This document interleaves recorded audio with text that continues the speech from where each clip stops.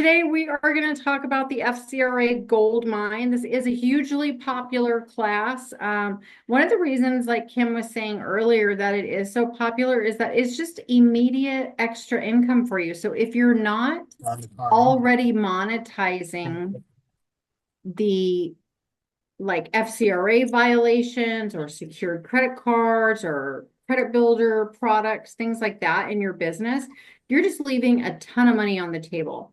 So that's one of the things we're trying to teach you is let's stop leaving the money on the table. And one of the hardest things about FCRA violations is just knowing if you have one. So we're going to teach you how to actually tell if you have one or not. And our Butterfly software actually does that for you. So I'm going to tell you just guys a little bit about the software tonight. I don't usually dig too deep into it, but tonight we'll just go, we are about to go out of beta soon. So I wanted you guys to know that and have the opportunity to book a demo tonight if you want. We still have the beta pricing in place. We will be out of beta probably here within the next month or so. So that will be gone at that point. So anybody that wants to get in at the lower pricing, now is the time to do it. And what our software has, one of the things it has is CROA compliant agreements for 49 states. Fully CROA compliant. We're also integrated with Signwell, which is a DocuSign system for your clients. So they go right from the system, right to the client. They get signed. It automatically opens their portal, sends them their login information. There's really no data entry from you once you've entered except for entering the lead. It's a really, really cool automation that we have set up in the software. Secondly, we have step-by-step action plans for every single client. Unlimited action plans are included in the software. So every single time you re-import that credit report, it will create an action plan for the client of where they're at. They can interact with this action plan in their portal. It tells you, how much they've completed of their action plan, so you can monitor their progress, see who's really serious, who's doing the work and who isn't. It's super helpful. And one of the things that it does is it'll tell you, first of all, utilization ratio, what they need to pay it down to. It'll tell you if they need a secured credit card or credit builder loans. It will populate all of the products right there for them in your software with your affiliate link so that you're getting the credit for every single sale. It also is something new we just rolled out. This update is coming. So any of my actual users on the call, watch for this. Student loans now, it will not only, it will tell you if you have a defaulted student loan, but it will also tell you if you have somebody that is in danger of defaulting, that is now popped up with the new 90-day late. It's going to go into the action plan. Alternatively, if there are any late payments showing up on those student loans during the COVID deferment timeframe, it will also let you know you have an FCRA violation, okay, on that. So there's a whole lot of stuff going on in the software right now. We have a full FCRA tracker that's coming. And in that tracker, it will identify most of the FCRA violations, the ones that it can identify without additional input, it will identify immediately. They'll be flagged. It'll show warning signs if you have a possible violation. There's just so much coming. You will have your own dashboard for your cases. You will be able to submit those cases directly to McCarthy right inside of the software. It will pull your files for you to upload. It's very, very cool. And that is actually going to be launching here in the next few weeks.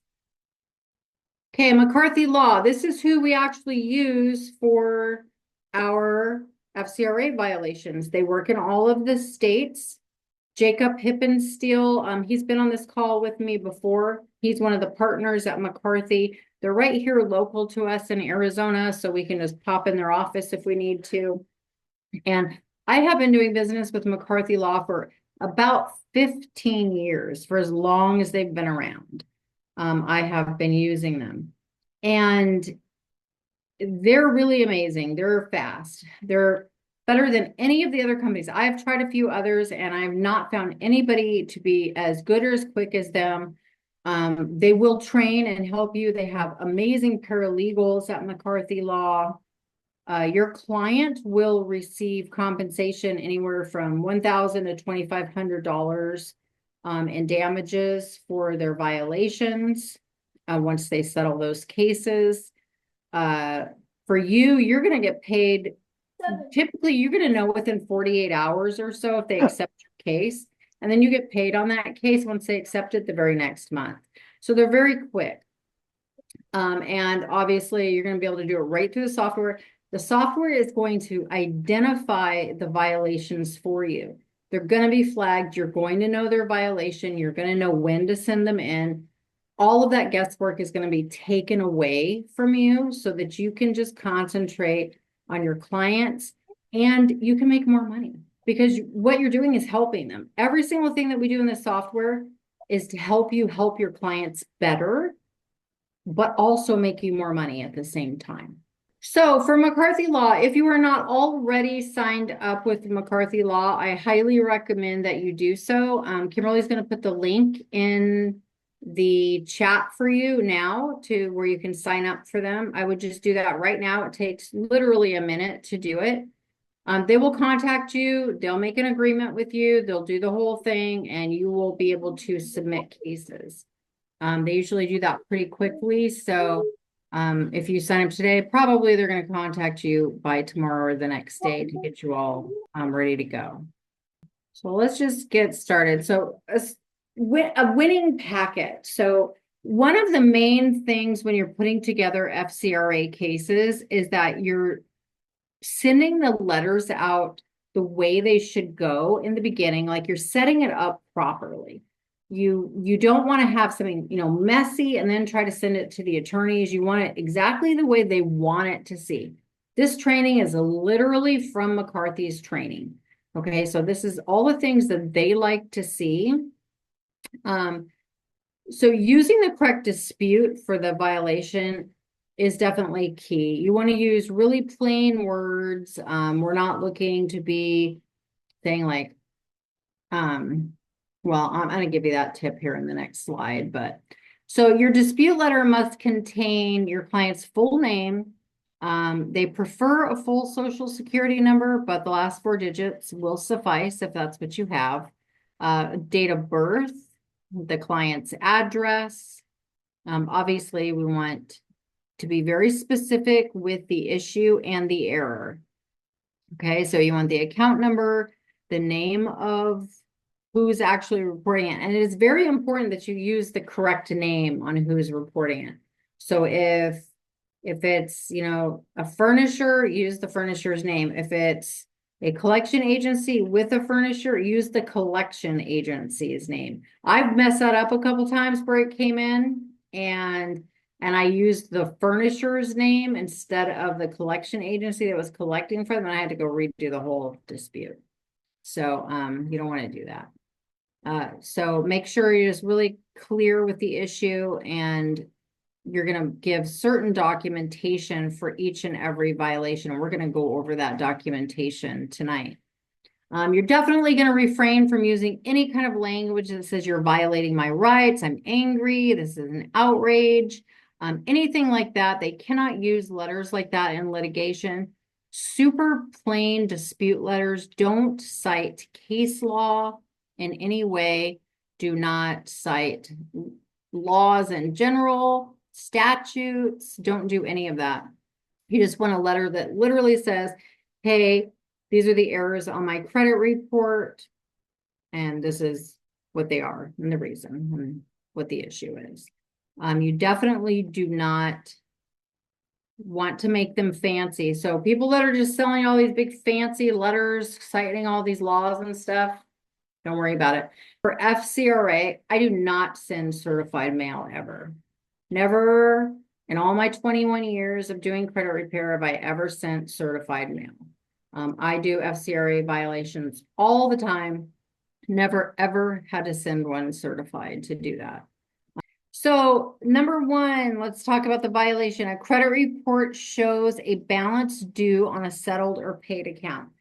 These are just like the low-hanging easy fruit, right? You have them make a settlement, or your client tells you they paid this months ago and it's still showing a balance. It happens all the time because they just don't update it. Or my favorite thing is when they actually update the settled amount and then leave the other amount on there.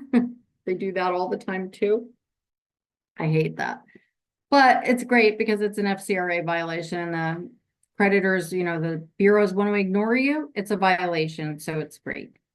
When you send off or upload a case, you have certain documentation to have a successful litigation, for them to accept your actual case. Number one, you're always going to show the original credit report, okay, that showed the original error. And then you're going to show the credit report, your most recent credit report that still shows the error. In between that, you're going to show all of your dispute letters. So if you sent one or two dispute letters, you're going to also upload the dispute letters showing, the date that those were sent. If you have a settlement letter, upload that for the attorney. Or if you have a deletion letter or anything like that and it didn't get deleted. If you have a payment confirmation, even better, upload that too. I upload everything that I have for any case. I upload credit reports, the letters that I sent, any settlement letters, payment confirmations, bank statements showing a payment, anything that I have like that, I'm going to upload. Give them more rather than less. You'll never have any issues. I never have the attorneys coming back to me for anything. I file full cases.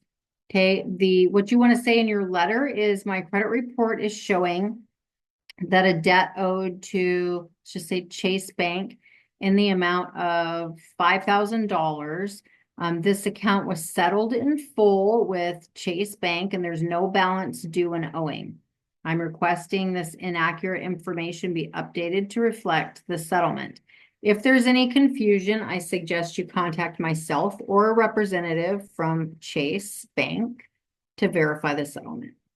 That's it. Just like a consumer would write it, plain language. Okay.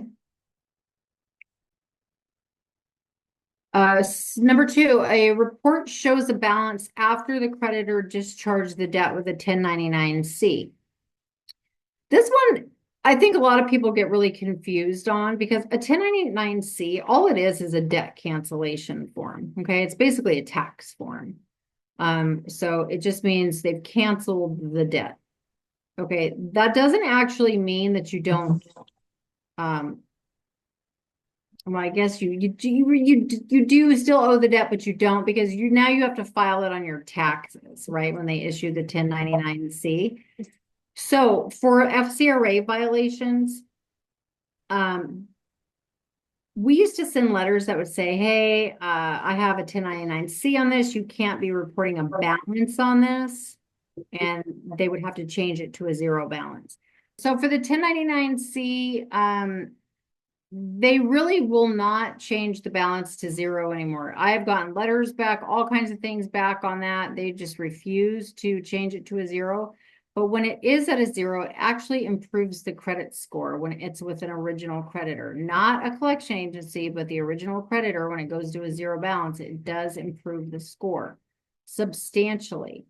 So for this one, this has to go straight to the attorney, basically, if you have a 1099-C, because they will not change it to a zero, but the attorneys will litigate this successfully every time. Okay, so if you have a 1099-C and they're showing the balance, just send it directly to McCarthy.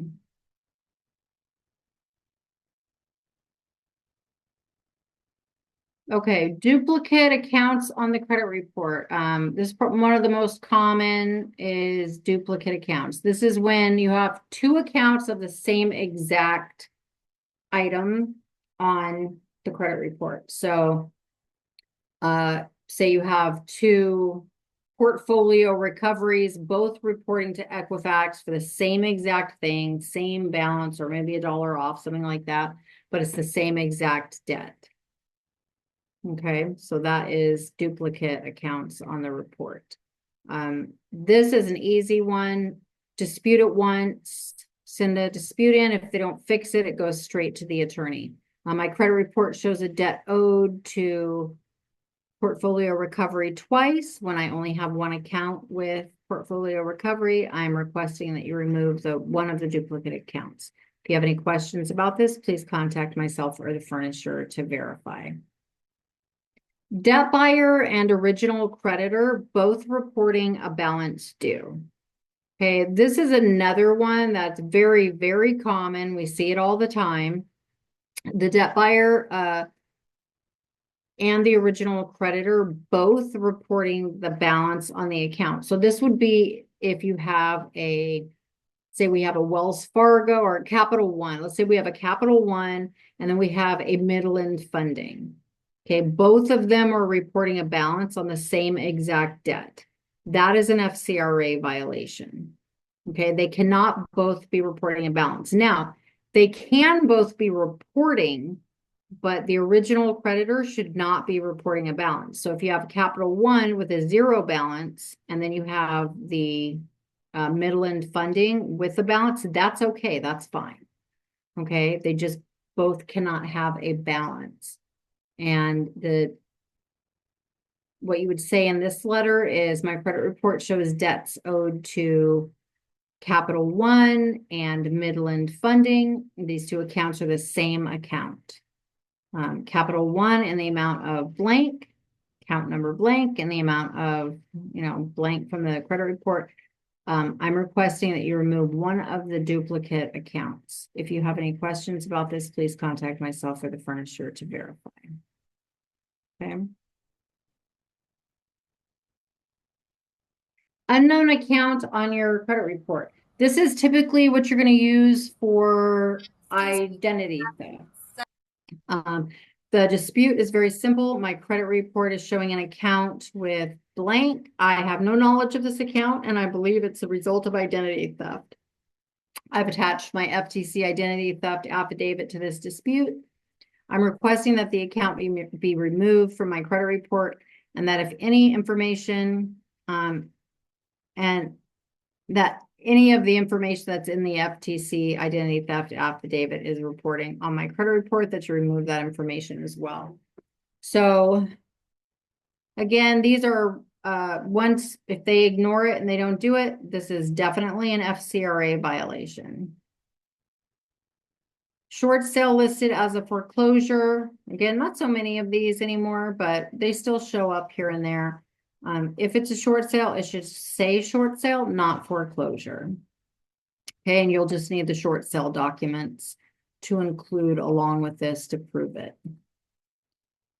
Debt discharged in bankruptcy, reporting a balance due.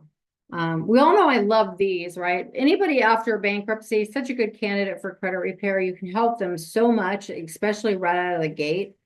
So if they have just discharged their bankruptcy, then make sure that all of the debts that were included in the bankruptcy are showing as a 0 balance. Make sure that the debts are saying included in the bankruptcy. Get them, a couple secured credit cards, an installment loan, have them rebuild. And really in 6 to 12 months, they're going to be sitting at a 700 plus credit score and be in a lot better space than they were when they discharged it. So this is definitely good. I always tell people, just go work with bankruptcy attorneys. Literally, you could have a whole business just from this, just taking care of people's credit after the bankruptcy and then filing the FCRA violations for every one of them that don't update properly. Accounts are too old to report. We all know this, 7 years, right? 7 years, and the date that you're looking for is 7 years of the first 30-day late payment that led to the charge-off or collection. So that's where you start counting the 7 years from, is that first 30-day late. Okay, not when it actually charged off, but the first late that started down that road. Your information is mixed with someone else's information on your credit report. Again, lots of times juniors, seniors, first, seconds, thirds, twins. I've seen a lot of this happening with twins or siblings really close in age, things like that. Mixed files are very, very common, very difficult to fix. These you don't even actually need to send the letters out for them. The attorney takes these right from the get-go. So if you have a mixed file, the attorney immediately accepts these cases. Okay, because they're almost impossible to fix without attorney intervention. Authorized users, this is another big one. Now, I want to explain this one just a little bit because people get a little confused on the whole authorized user thing. So the only time you want to remove an authorized user account off somebody's report is if like it's killing their utilization somehow, you know, maybe they were on somebody's thing has a $30,000 credit limit and they've got it maxed out and it's just killing the utilization. Take them off of it. Great. Just have them removed. No problem. That's if it's good. Just killing their utilization. You can just remove that if it's not, you know, the only long thing they have.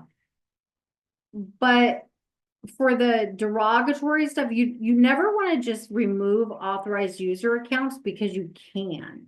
Sometimes they're good, you know, and you want to leave them there, especially if they're good and helping them. If it's a charge off or late, things like that, then you would go ahead and use this. Okay. Only derogatory though. Because I think I had somebody on a call one day and they were like talking about taking off just authorized user accounts, good ones, and you just really don't want to do that. And that's not really a violation. So what happens, the reason it's a violation, you can get an authorized user removed when it's charged off is that typically they're showing the activity on all of the people on the cards, and on an authorized user, they're only supposed to show their activity. So the actual dispute is my credit report shows account activity on, you know, Capital One that does not correspond to my usage on the account. I'm an authorized user on the account and all activity is being reported on my credit report. I'm requesting that my credit report be updated to only include my account activity. This, for the most part, will get it deleted from the credit report. Okay. If they don't delete it, then you have an FCRA case if they're reporting both card activities on those.